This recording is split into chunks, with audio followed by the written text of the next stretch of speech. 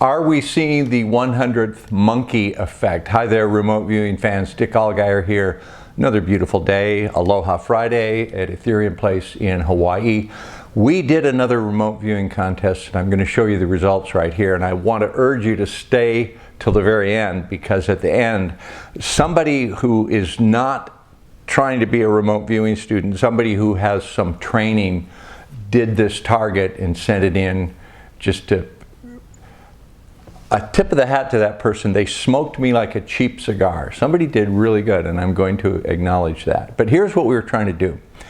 We're looking for people with the aptitude and the innate ability to become good remote viewers, and we have some new classes starting, and we want to give a scholarship, like $800 off the training. So we held this contest.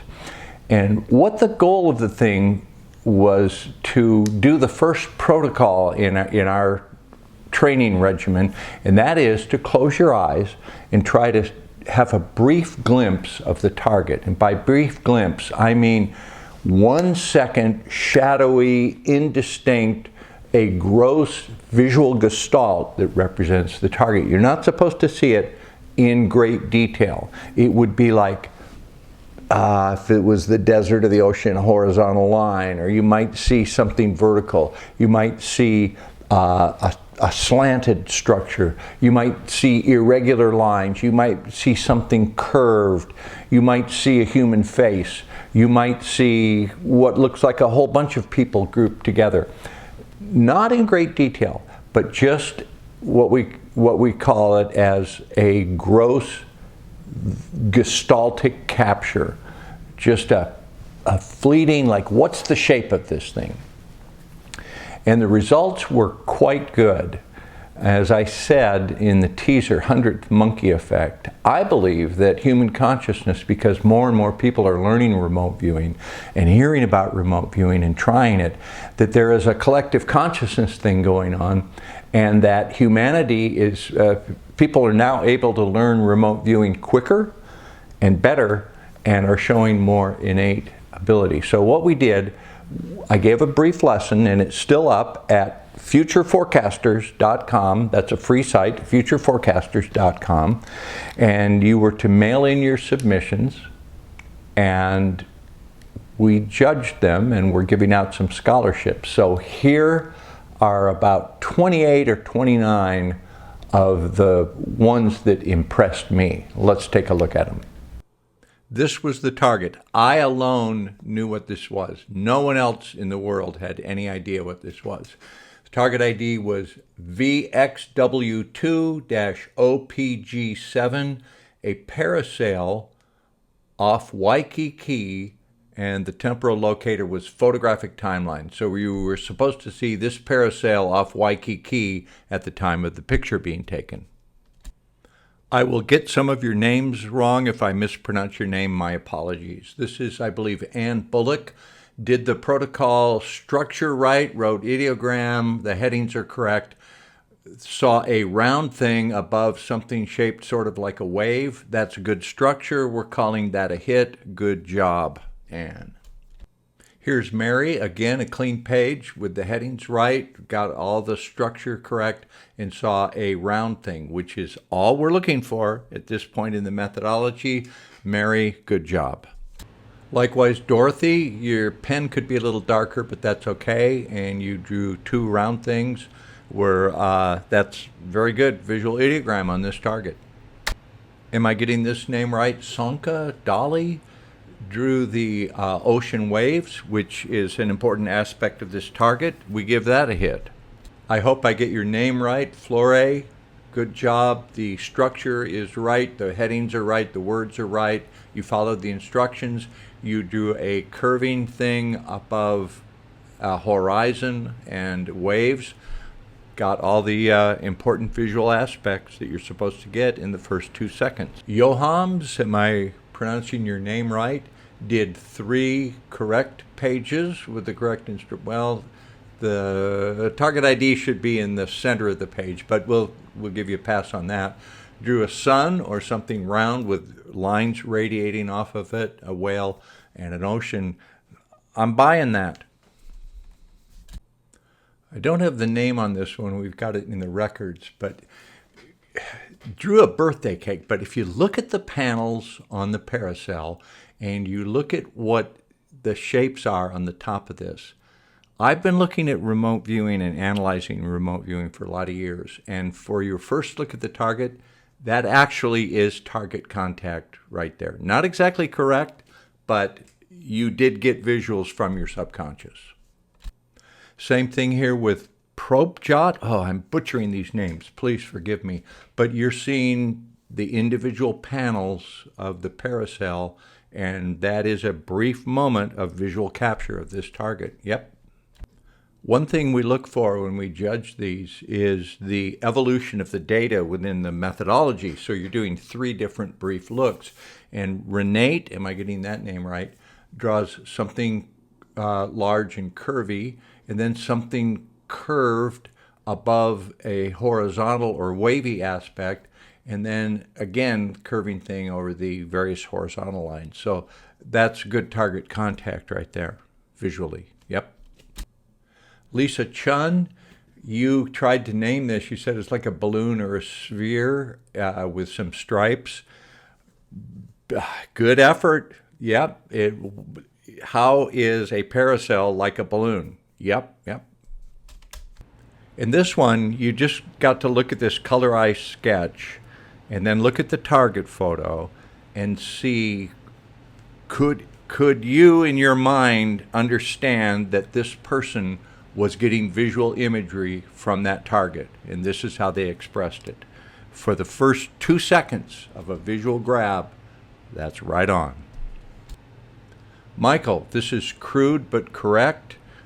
Given what you did here, we believe you have some ability that we could develop into a remote viewer. Deo gets the waves. In remote viewing, there's something known as division of effort. So multiple viewers on a target, some will get other ancillary aspects. That's what we see here. Likewise, Svetlana saw the boat on the ocean. That's all part of the target. And Jessica, you drew the dock and the water. Very complex, and good job, Jessica. Good one. Sabine, this target is a round thing above the horizon, above the water. Your structure looks good. The way you're neat, you wrote all the words. You're doing it correctly, and that's good. B, you named it a balloon. It's not a balloon, it's a Paracel, but that's very, very good. That's for your first 2 seconds target contact. If you look at the shape of the Paracel and the lines coming off it, you got it. Good job, B.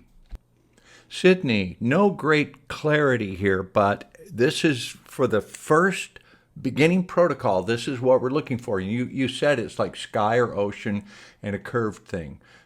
Very good work right there. Neat, good session. You have talent. We like that. Ada, I don't think you knew what this was consciously, but you followed the protocol perfectly, and you got good data. First try, that's a hit. That's good. This is Tariq, follows the execution of the methodology correctly, draws something that does symbolize the target. I like this. It's good. Thomas Terry, simple, but not bad. Same thing with Carmen at visual ideogram. That's all you need, an overall shape, and it matches the target. Ben, this is one of my favorite ones, because you look at what Ben drew, and you look at the target photo, and you look at what Ben drew, and you look back at the target photo. Did Ben close his eyes and see something there? I believe so, yes. Jacqueline gives us a very detailed representation of the sky and the ocean. And I've worked with a number of women that approach a target like this, and they become outstanding remote viewing. So this is a woman with talent right here. She will be a handful to work with, but she will give you great data. I would love to see her continue with the training. Nice job, Jacqueline. There's a lot of detail right there. Likewise, this person This person's had other remote viewing training, I can tell by the approach. So they've probably done some CRV work or something else. But, you know, that's very good. There are mountains in the distance off Waikiki. There's the sky, there's the ocean, and you have the round thing with the sense of the uplifting, the upward pressure of the wind affecting the round thing. I mean, that's very detailed and a little bit metaphoric, but that's somebody who's done other remote viewing training. But yeah, good job. Someone going by the name of Sunstreak sent this in. They were not taking our remote viewing lesson. This is a trained remote viewer that is, I believe, using TDS. That's a system invented by Prudence Calabrese many years ago. This is very good work. Somebody was showing off, and I acknowledge, a tip of the hat. This is really good work. You did a good job. Actually called this as like a hot air balloon or fireworks or a flower. If you see the shapes that they're drawing down that middle of the page there, very good work. And then there's another page from this session where they drew the thing and they said, this is like a parachute falling into water. So hard, waving surface. Impressive. Okay, that person, we're not going to offer them a scholarship to learn, we're not going to have them pay us to learn remote viewing. We would be more interested in us paying them to be an operational viewer. So the person that did that particular session, contact us. We'd probably like to work with that. That was a good job. I was impressed. It shows that it's not just one method of remote viewing. There are different methods, and on any given day, any remote viewer can smoke any other remote viewer. Okay, for those of you whose work we showed, we'll be getting a hold of you. I'm not sure how many scholarships we're giving out or what the details are, because I don't handle the business side of this, but congratulations to all of you. I think we are seeing the 100th monkey effect, and we'll be getting in touch with you. Good work. That was interesting stuff. I just love watching remote viewing. I love talking about it. I love doing it. So it's a labor of love for me. I think this is so neat. Don't you?